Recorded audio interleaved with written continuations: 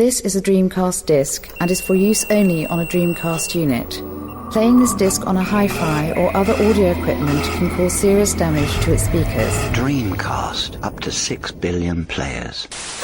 Welcome back to the stage of history. Why don't we play together? Hey, it's time to make some crazy money. Are you ready? Here we go!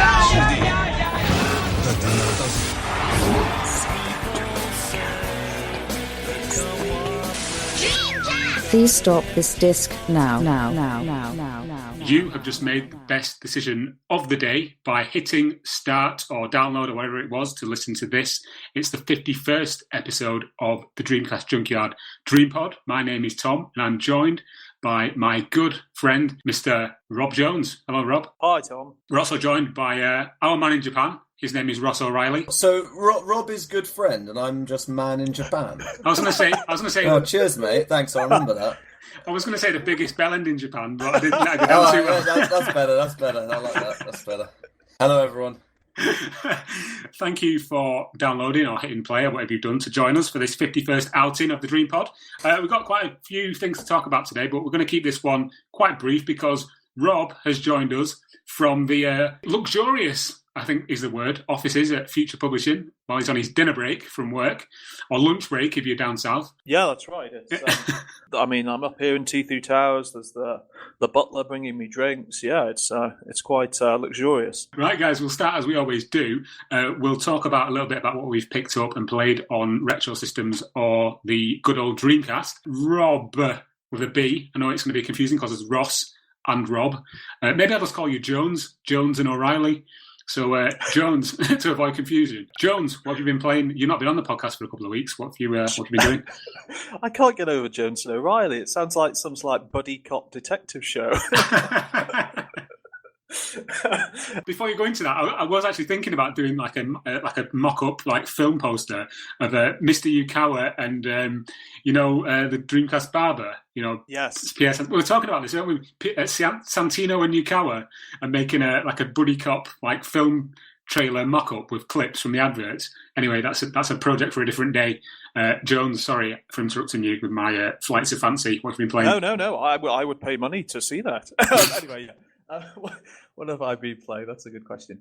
Well, in terms of actually pickups, like this is the one thing on Dreamcast that I've actually done, which is actually pick up a lot of my Dreamcast gear and move it around the house. I know this is exhilarating, but I used to have it. I used to have it in the attic, and I decided that I was going to sort of have a Dreamcast shrine almost down in the in sort of like my office area at home, because I was like, in between, if I'm never doing any work at home, I thought the Dreamcast would be a perfect system. You'd given me that old flat monitor, Tom. Oh yeah, and I was like, this is perfect time really to hook that up, because it takes up so little space. I can squeeze it in. My office is incredibly small at home, and do that. So I moved that downstairs, and basically the only thing I've played on it so far since moving it is restart Shenmue again. But crucially, it's my favourite ripped edition of Shenmue, which is the Shenmue undub or dubbed. I forget exactly its name. Oh yeah, I know what you mean. Yeah. Which it has English subtitles, but the Japanese language, which is great, because like the English delivery is just so, everyone knows it's just so appalling. The same thing happened to me with Soul Calibur. Like with Soul Calibur 2, by default, the default voices are all English, and it sounded awful and corny. And then, so I switched it to Japanese, and then fairly recently I played it again after living in Japan 7 years, and I was like, bloody hell, this sounds just as bad in Japanese. And I'd say Shenmue is not quite as bad in Japanese as the English version, but it does have its moments. Like Tom, for example.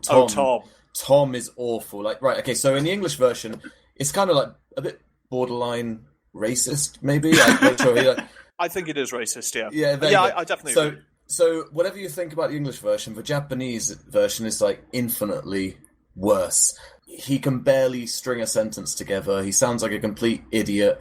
It's like, oh, what? It's like if I was going to do an impression in English, like from Japanese to English impression, it'd be like, green car, green car, black man, rainy, oh yeah, yo. It's like really, That sounded like awful. Sounded like the start of a rap that you were going to do there. Oh, cheers, mate. Yeah, well, And are you saying that? Do you think was that a conscious decision, or was it just a bad Japanese voice actor? No, it's definitely a conscious decision, and actually, it's not just Tom. Like every black and white guy in that game is not, and this is something I didn't notice when I played it in the UK. But you could, if you think about it, it's even in the English dub, it's the same.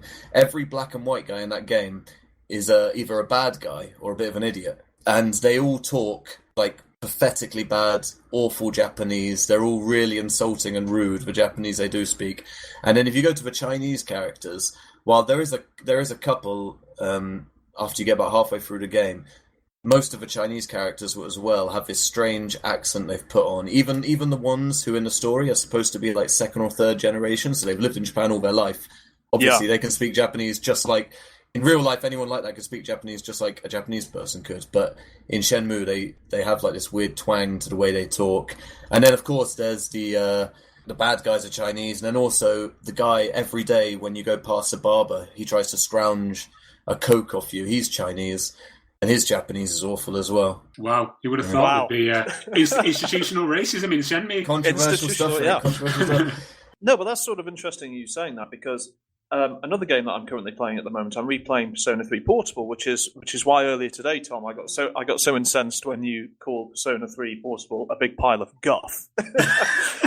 But crucially, again, I'm playing the undub or the dub re-rip. Somebody did it down the line. I downloaded the ISO and I play it that way. And again, like, I don't know. Ross, have you played that one as well? Is that one just as bad? I've never played any Persona games. But another example I can think of off the top of my head, Yakuza 0. There's one white character. There's like one white guy in that game, and he's like this homeless guy who lost everything. And most of his speech is all like text, and it's a bit funny Japanese, but it's still okay. But then the only like voice sample he's got is "Hey, boy, yeah, boy." It's just like sounds so ridiculous. Well, thanks for that impression. Yeah, Ross. That was you play it, mate. You play it, mate, and that's no exaggeration. That's how the guy sounds. It comes down to, like, you know, for anyone who's lived in Japan any length of time, or even any length of time, Japanese people are very surprised by any foreigner who can speak any Japanese at all. You know, after being in Japan 3 weeks, and I was able to say hello and my name is this, people were like, "Oh wow, the Japanese is so good." And at first, it was like quite kind of nice, but then after 7 years, it's like people are surprised that I can say the most simplest of things. It's like, well, yeah, I've lived here 7 years. I am a complete idiot, but yeah. Cool. Have you played anything else, Rob? Yeah, last thing, because I know I'm taking up loads of time as usual. One of the coolest things, non-Dreamcast related, I did as part of a job lot about a month and a half ago. I picked up a really battered, nasty old consoleized MVS, which was in a satin shell, and it looked like an absolute wreck. An absolute wreck. It didn't come with a power supply. It was unconfirmed whether it was working or not. It came bundled with a variety of other stuff that I won't go into, and it was absolutely dirt cheap. And I was like, yeah, I'll take a punt on it. So I'm quite familiar with Neo Geo hardware, so maybe I can tinker, and, you know, if I can get this working, that's amazing, because, you know, I can essentially get this consoleized MVS on the cheap. And long story short, after about a month and a half, I finally got it up and working. And apart from it not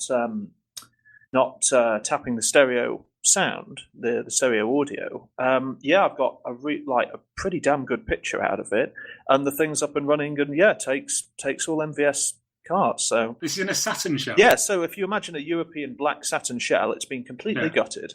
It's been completely gutted. It's had the top completely carved open, so you could get a massive MVS, because you know how big the MVS carts are. It's carved a massive hole in the top, like a slot for them to go in, and then there's literally nothing inside apart from a one-slot MVS board. I think it's the MVS-C or C1 or something. I forget the exact board number.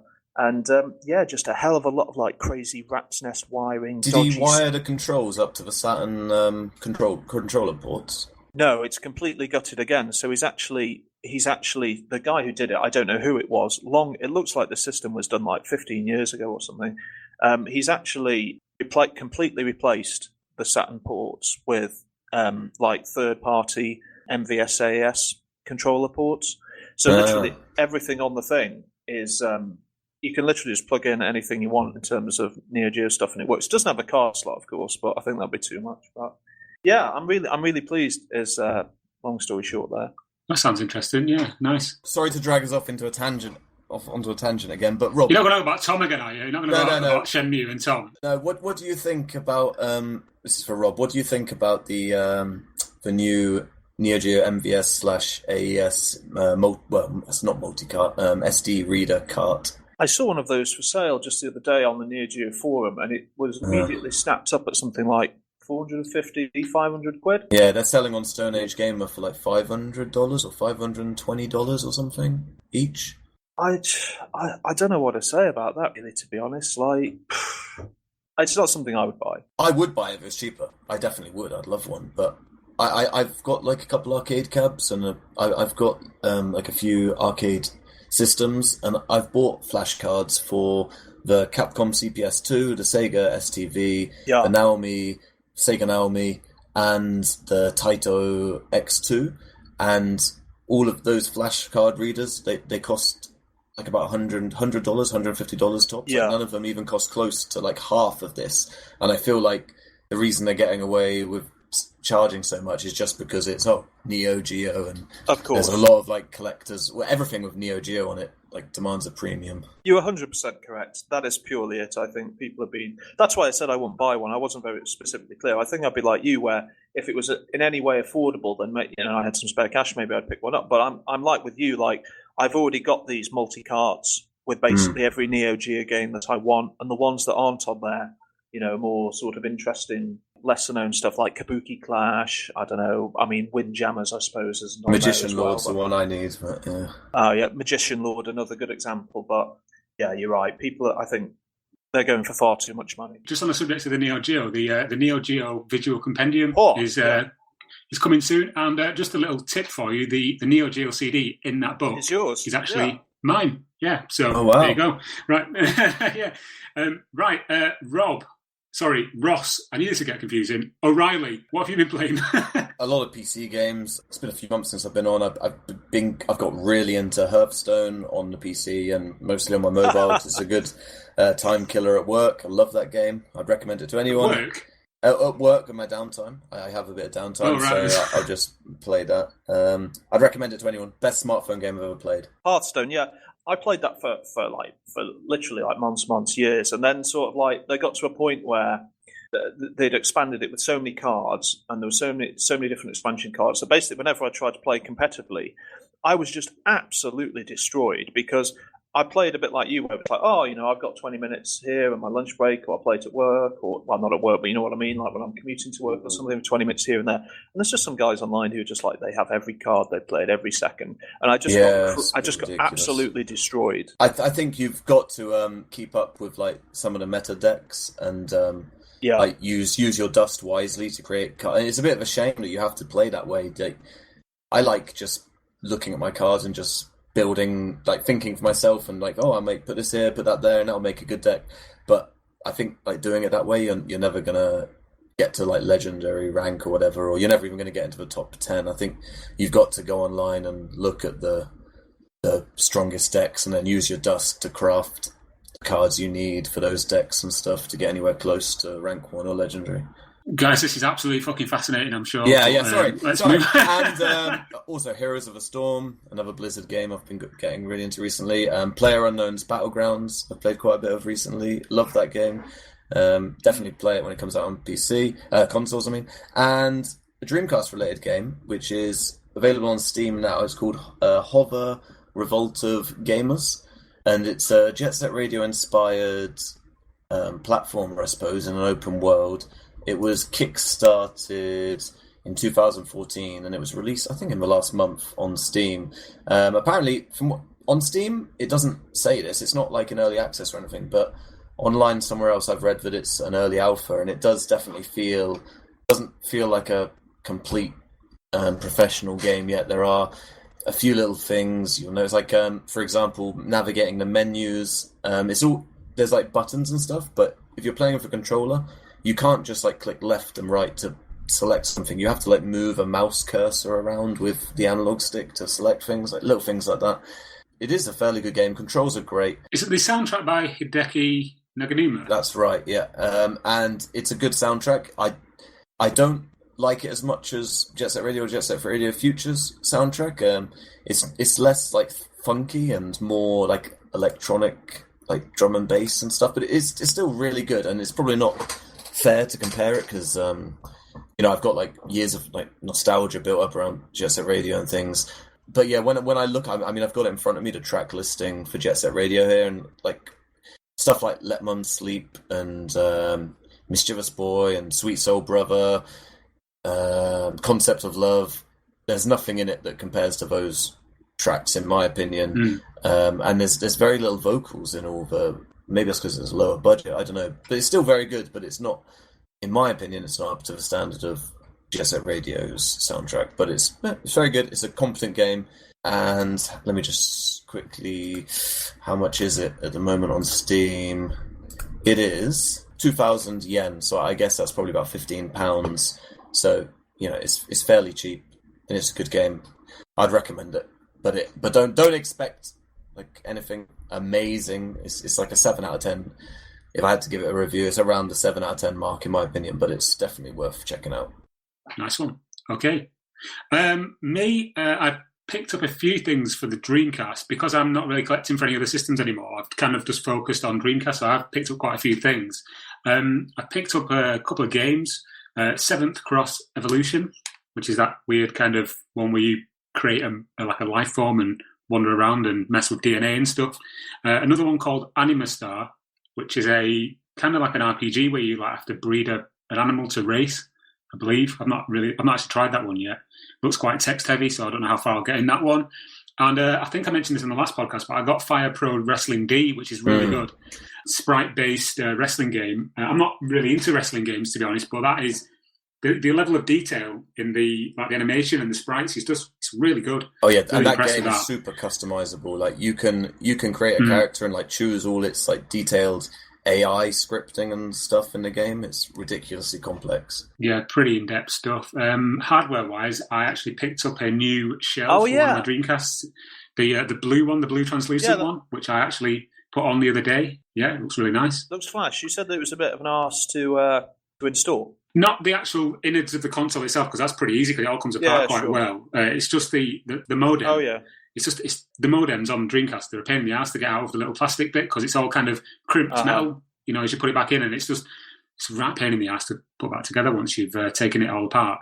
But yeah, that's looking very, very sweet there on my Which shelf. one did you put in? Was it the Japanese one or the one of the PALs? It was the Japanese one. It was one of the launch Japanese ones that I've got. With the metal heat sinks inside. I saw that slightly turned me on seeing those heat sinks. And the reason for that was because I've got a translucent blue controller coming in the post from Lee at Sore Thumbs. Oh yeah. And it's a Japanese one with the orange swirl, so I just wanted to, make them match. So I put the orange swirl logo from the old shell onto the blue one because they don't come with Dreamcast swirl on them. You have to put the old one on. The only other thing I picked up, which is quite interesting, is a Dragoncast Versus cable or a Tizen cable. Very interesting. The thing that is really interesting for me about this, not the fact that it obviously is a link cable and it's really cool. It's the box. The box has got some of the best English I've ever seen. Examples, go. On anything. Examples, okay, on the back it says, attention, don't place Dragoncast Versus cable in too hot, dank, or under straight of the sunshine. Well, that's sound advice, yeah. Don't mix the mess and keep surface cleaned. Oh, it's fantastic! I am planning on doing something on the Junkyard with this box. I think because it's the level of entertainment that you can get from this is phenomenal. Really, fantastic stuff. But yeah, I have been messing around with some of the link cable games. Yeah, the only one I've actually played so far is two I've played so far. One of them is Ferrari F355, and the other one is Hellgate, the one that never came out but was leaked online a few years ago. And there is a link mode in the options, and you can actually get the Dreamcasts to communicate and start a link like deathmatch, which is interesting because there's only like 4 or 5 games that actually use the link cable. You say play, Tom, but have you actually had a friend round or anyone who's played with you, or you just sat there in front of 2 TVs playing with yourself. Moving on.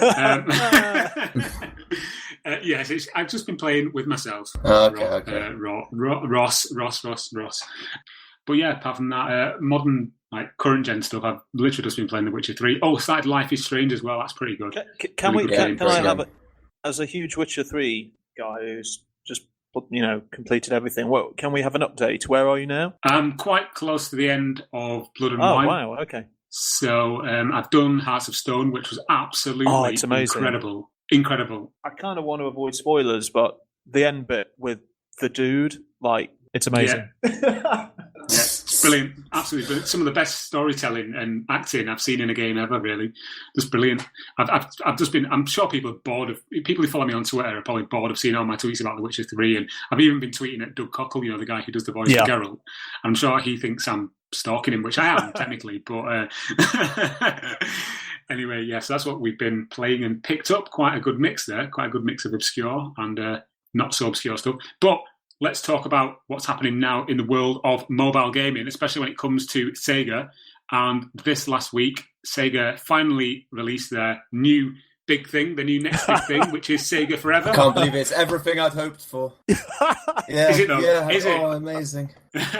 We kind of guessed what it would be. Obviously, for those people who don't know, if you've been living under a rock, Sega Forever was actually finally unveiled this past week, and it's basically I wouldn't even call it a mobile platform. It's basically they've just re-released a load of Mega Drive, a couple of games, Dreamcast games on emulators that aren't as good as the emulator I already have on my Android phone. So yeah. Before we kind of jump in and basically bash it, has anyone who's played what? I mean, I've basically played all of the games that have been released so far, the free versions of them. I've not paid for anything yet, and all that does is it just lets you play the game, but every now and then an advert will pop up that'll play for a couple of seconds. You can just click it off. But I have to say, even though a lot of people, like for example in the Facebook group and on the comments on the article that I put on the Junkyard, have been quite negative, I've not actually had any problems with it, and I think it's quite cool. And I've been playing Comic Zone on my iPhone, and it's really quite enjoyable, to be honest. So I don't know, Jones, what do you think? Look, I see it in two different sides of it. It doesn't hurt anybody. It's Sega trying to doing what everyone's doing right now, which is monetizing their back catalogs in any way possible, releasing it on as many formats as possible, and obviously with mobile gaming continuously on the rise, it's an obvious choice for them. Like, they've got those IPs sitting in literally in the library, so to speak, and they can try and squeeze them for every penny. Like, as Ross says, they're not even the best. You can play it better on other emulators, but they're sort of not designed for us, I would say. I'm not gonna download them. I'm not gonna even spend $1.99, $1.49, something like that. No, they're free. Yeah, $1.99. They're free, but they're free. But if you want to remove the adverts, then it's $1.99 to do that. Yeah. But if some people who've never played Sonic or want to jump on the sort of the retro bandwagon, want to get their fill, then fine. Yeah. Okay, Ross. I know you're chomping at the bit. At the bit to say something. I think the disappointment from the community comes more from the amount Sega hyped this up. Like, didn't they say it was going to revolutionize gaming or something? And it was just all the hype, and there were some idiots who were like, "Oh, Dreamcast, listen to me. I think this is a good time now. I think Sega are about to release their new console, and people got their expectations too high, and that's partly people's fault, but it's also partly Sega's PR team for hyping it. And to be fair, that's their job, and it did get, it worked. You were sharing it on the Dreamcast Junkyard. Other people like Sega Bits and everything were covering it and saying, "Well, what is this Sega Forever? What is it going to be?" And oh, you mean the tape they sent out? It's quite cool. That's the reason they sent it. Yeah, right. They wanted, and they created this buzz by trying to insinuate that it was going to be something great, and it got people talking about it, got them publicity. But then, what is it? At the end of the day, they're free, so fair play for that. That's really good. But these are the same. How many Mega Drive games is it? 6? 5? 6? However, I think it's the same Mega Drive games that have been re-released over and over. I've got on my phone here. I've got Altered Beast, Sonic 1, Kid Chameleon, Comic Zone, Phantasy Star 2, and I've also got the tape in my hand as well. Here it is. Can you hear it? Well, I've got the originals on, and I know I'm not the average person. I've got the originals on the Mega Drive. I've got some on Saturn disc, there's a Saturn Phantasy Star collection disc, there's a Sonic one, there's a GameCube collection disc, there's the Sega compilation on PS3 and 360, there's the Steam versions. Like, we've had these games. There's been like so many releases of these games. I've got most of these on my Vita, on the Mega Drive. There you go, there's that as well, and then there's also the ways you can play these games unofficially for emulators. Some of these games have been re-released in 3D on the 3D Aegis pack for 3DS, and it's like, oh, come on, man, why did you hype this up? Why not just drop it quietly? From our point of view, as like a Dreamcast sort of outlet, if you want to call us that, I'm quite looking forward to seeing what Dreamcast games are released. Obviously, they're going to be limited to the first-party games because they're not going to be able to get stuff like Giggle Wing or, KO the Kangaroo. I don't know why that just popped into my head. If that even ever happens. Well, if you look at the SEGA Forever website, when you scroll down, it says "coming soon." There's a little one. There's like a little emblem or a little icon of a tennis player on it. So I'm guessing that's hinting at virtual tennis. Power Smash is already available for Android and iPhones. I maybe a modified version of it, I don't know, but the icon they've used for that is the same icon for the Power Smash game that's already available in Japan, at least. I'm not sure. I'm sure it's available elsewhere, but so who knows what that is. And I mean, Soul Calibur's already been released for Android and iOS, and did any of us buy it or I wasn't interested in it, and the consensus was that yeah, it's a great game, it's a good port, but who wants to play these games on a touchscreen? I think what Rob said is important, though. These maybe are aimed at people who haven't got access to a Dreamcast or, don't have the tech savvy mentality to, download an emulator and put some ROMs on a computer. This is for people who just want to go, oh, look, Soul Calibur, or oh, look, Crazy Taxi. Boom, download. It's on your phone. I don't remember Soul Calibur being a hit on iPhone and Android when it was released, 5 years ago plus? I think it's the disappointment comes from the way they hyped it up. From my point of view, I kind of see it as a positive because at least it shows that Sega are actually trying to stay relatively relevant. Do you know what I mean? Rather than just kind of go off into obscurity and just make Motorsport Manager or whatever it is that they seem to be fixated on. So at least it's good that they're actually getting back in people's faces. I mean, Sega Forever was trending on Twitter yesterday, so that's a good thing. That's great. Surely.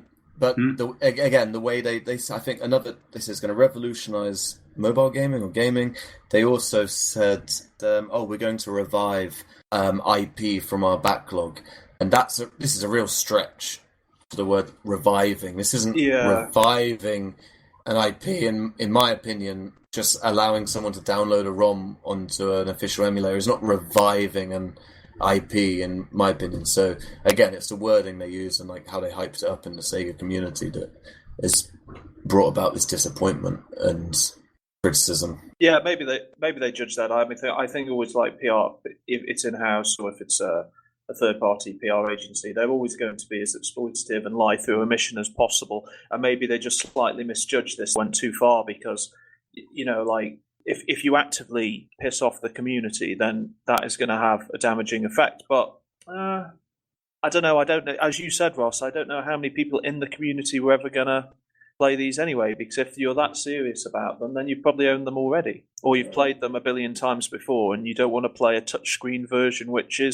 doesn't handle anywhere near as well as the original. In defence of these games, I have played, like I say, a couple of them, and I didn't really have any issue with the controls. It's not as good as actually having a controller in your hand, obviously, but it's nowhere near as bad as I thought it would be, certainly. So yeah, mixed opinions on Sega Forever, not just from us, but from the general gaming communities, certainly on our Facebook group. I think there's 300 and something comments on that article. But I don't want to seem to kind of I saw another comment the other day, and I don't think this was from anyone at Sega, but it was some commenter who'd said he'd been informally chatting with somebody on the list from Sega, and they're saying that they're looking to create. This is sort of the buzz. This is the zeitgeist thing to do at the moment, is to create the Netflix of retro gaming. Was the thing, and I can understand that. I suppose, as you said earlier, Tom, while this itself has been quite disappointing, the overall movement of Sega actually trying and actually actively going out there and pushing these old IPs onto more platforms maybe should be, in the long term, could be a good thing. Yeah, let's hope they do this for more suitable platforms. I mean, they're already all on Steam. I mean, it'd be far better suited to the consoles in my opinion, even the Switch, the PS4, the Xbox One, that's where it'd be better suited, in my opinion. Have achievements and possibly online competitive multiplayer or whatever, or co-op multiplayer would be better. The word on the grapevine is that it will be coming to other platforms, inverted commas, soon. So we'll have to wait and see which ones it comes to. I wonder if it comes to the Dreamcast. Because I could totally get behind like a vast majority, like new ports of Dreamcast games on the Switch, specifically those multiplayer focused titles. I mean, if you could get local multiplayer with some of those classic Dreamcast titles, that would be really sweet. For me, to get me interested in like re-releases of game, basically ROMs on emulators, you've got to offer something a bit more. You've got to give me like online leaderboards and ability to play online, achievements or whatever, trophies. Well, they do have online leaderboards. Okay. Well, there you go. Apologise. There you go. I'll take it all back. Take it all back. Breaking news: Ross goes 180 on Sega Forever. But yeah, we'll leave that conversation there because it's dragging on a bit, and we'll move on to our next topic. This is going to be something that's led primarily by yourself, Mr. O'Reilly, and that is the Akura device from B Bros. You've got one of these, and you've been using it quite extensively to do some quite successful streaming on our Facebook page. Do you want to talk a little bit about the Akura and your initial impressions of it? Yeah, I've had it about a month, and the first thing I did with it was plug it into my 4K. Dreamcast. Well, yeah. Do you want to just explain to people what it is? Okay, so the Akura is a HDMI box, like we've had VGA boxes since the launch of Dreamcast. This is, instead of outputting through VGA, it outputs through HDMI. It is not an upscaler, in that it doesn't improve the picture quality or upscale it into 1080p. It outputs it at 480p, which is the original, or you can select RGB or VGA, or 480p or 240p, it's up to you. It outputs that into the television directly through HDMI. Now, the problem with this, as I discovered when I first tried it, by plugging it into my 4K monitor and my other PC monitor and my television, is that there's no upscaling in it. So it's taking that 480p, and it's a clean signal. It's a well-made box, but the result you get on your television will completely depend on your television's built-in upscaler. And as most people listening know, I'm sure you know. Let's say you've got a 1080p monitor, anything lower than 1080p, any signal goes into your television. There's a built-in upscaler and analog to digital converter that will upscale it, like it will stretch or add extra pixels or double lines in order to make it fill your television set 1080p. Mm-hmm. So, like, the results will vary among people depending on how good this upscaler within their TV is. And for most TV manufacturers, especially in 2017, like, a top priority for them is not high quality upscaling from 240 or 480p, because how many people are still doing that? Like, how many people are using VHS or old television or old consoles? So, Ross, what you're saying is, if you got your telly from Aldi, don't expect good results. Is that what you're saying? I've got a Philips 4K monitor and an Asus 1080p monitor, and I was using my girlfriend's television, which I think it's also Philips. I can't remember now, but the result wasn't great on any of them. Mm-hmm. But I've got a FrameMeister, and I didn't even think about it at first, but there is a HDMI slot, an input slot on the FrameMeister.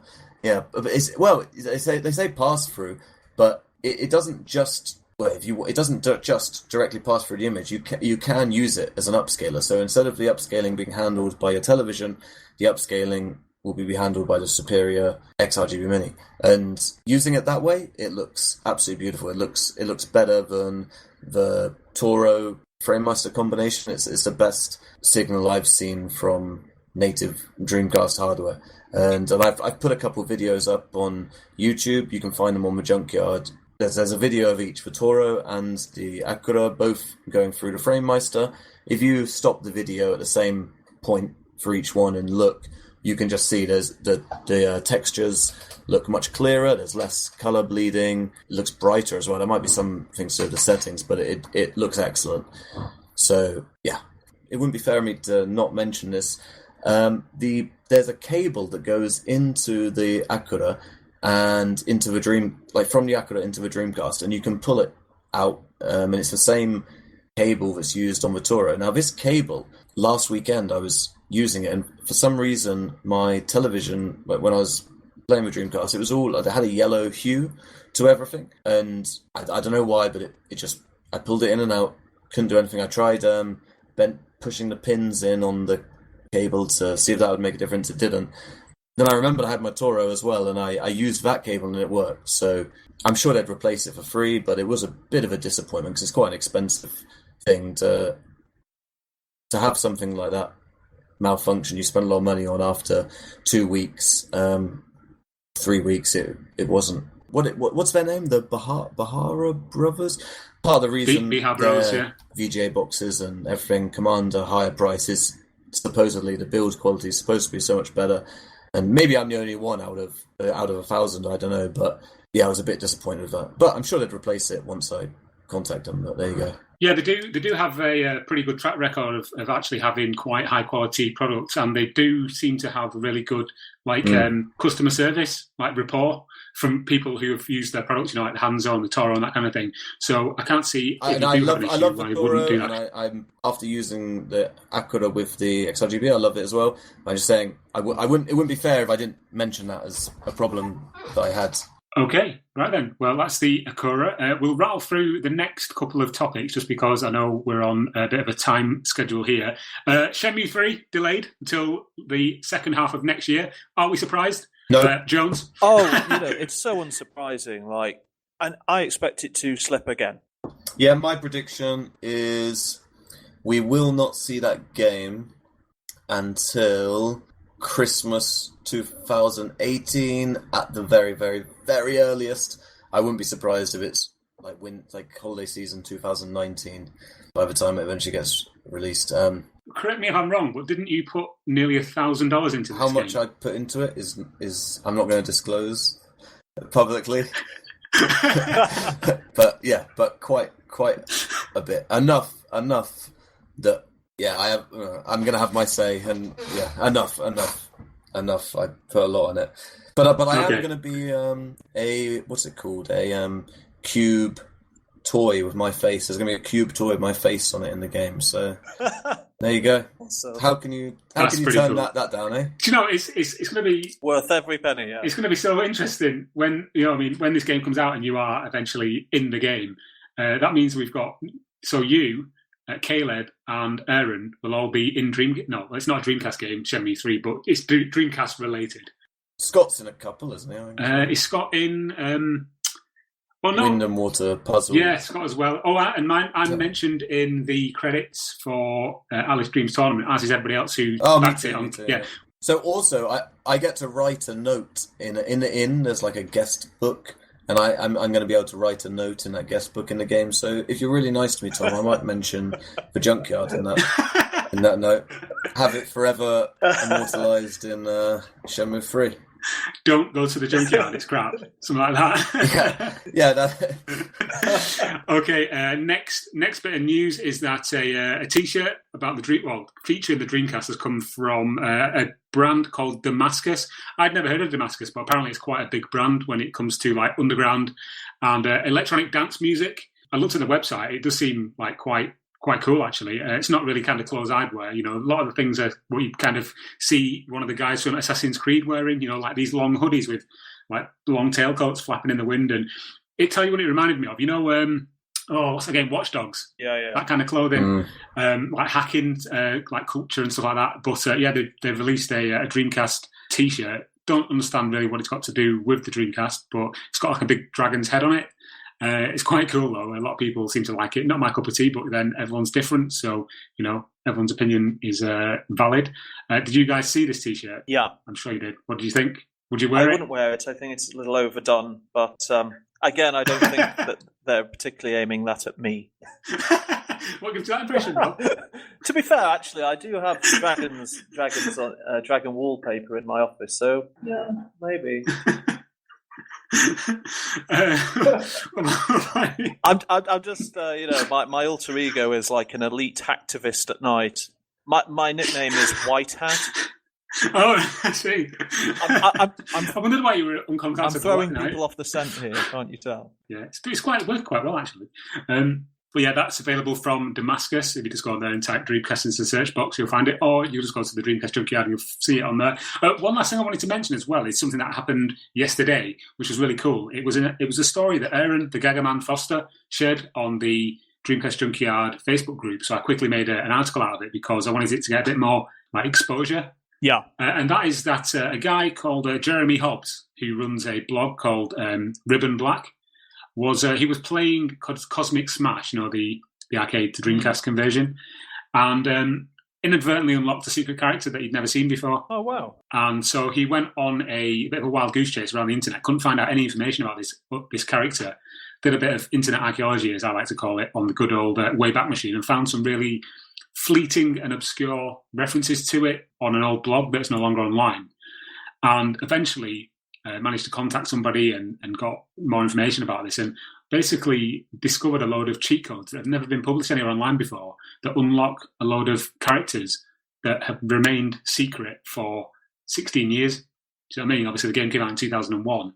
I thought he completed the game and took a very specific route to get them. That's what he initially thought, but it turns out that he'd inadvertently put in a randomly. It's so random. He put in a sequence of button presses and unlocked it doing that. And then through looking for it online and going to these old forums, he'd found, some more people or at least one person who had mentioned it in 2006. And then I believe contacted that guy and found out that there are some cheat codes. So it's pretty cool. It's a pretty cool story. I love stuff like that, where it's just it's so obscure it's not even on the internet, or at least it was and now it's gone. It's just preservation to the nth degree. I love it. So yeah, you can check that story out on Ribbon Black or on the Dreamcast Junkyard, because it's it won't be our top story when this goes up. It'll be the second story. But please do have a look at that and go and check out his site, because it's really cool and he's got some really interesting opinion pieces on some of the weirder Dreamcast games. There's a really interesting article about Pen Triathlon and just how bizarre that game is. So it's worth checking out. So go and give that a read. And yeah, that's pretty much it for this episode. I know, again, like I said earlier, Rob has got more important things to be doing because he is actually at work today, whereas I am not, and Ross is enjoying his Friday evening. What's everyone doing at the weekend? I am going to a wedding. Oh, nice. 'Tis wedding season. Where's that? It's a lovely place in Dorset called Askerswell, which is a little hamlet in the middle of nowhere. So I'll have no phone signal, so I won't be able to check Twitter, and it'll probably be shit.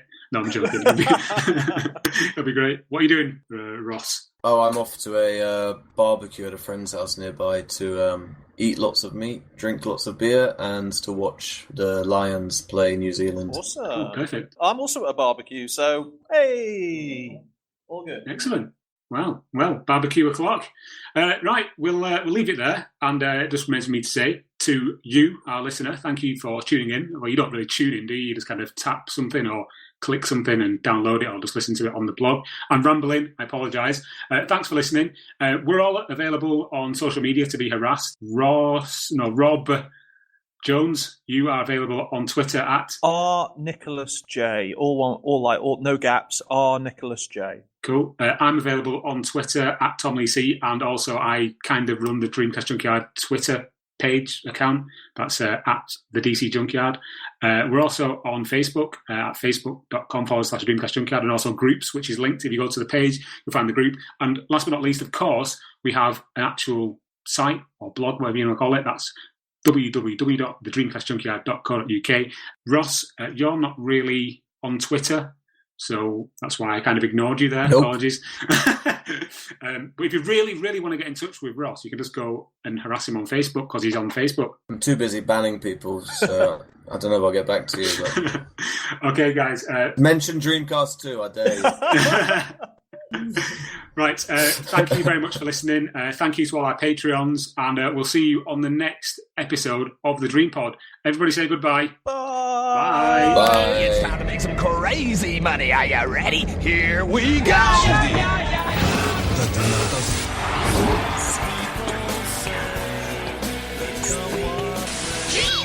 Please stop this disc now.